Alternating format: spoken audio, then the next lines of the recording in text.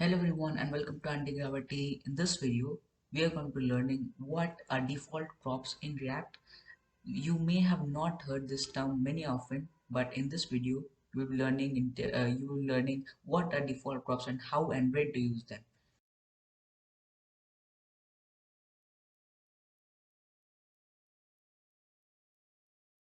So here basically I have just a simple structure. I have a box component that takes some props and displays them in the form of an h3 and a paragraph tag, and I'm just displaying them in my app, and I've just implied some basic stylings.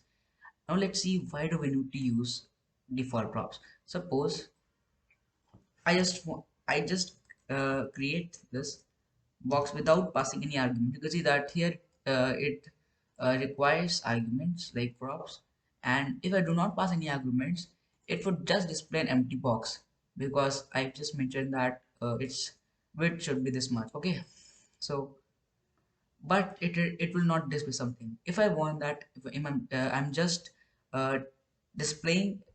Let's say I will not pass any props, and I also want that some data should be displayed. Here we will use default props.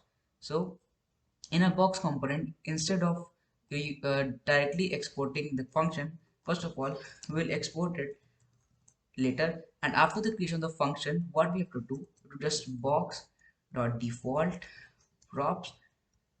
And since props is also an object, so in our default props also we have to pass an object. So here I'm giving my props a head and an info. So what I can do is head, let's say head is something like blah blah blah, and in my info I also want it to be something blah blah blah, anything. And now you could see that it will automatically get passed. Now if I create n number of boxes, n number of, it will automatically pass these default props. So basically, as soon as I'm declaring this props, if I do not pass any arguments, it would already have this. So if I do not override here in my app component, it will automatically take these props.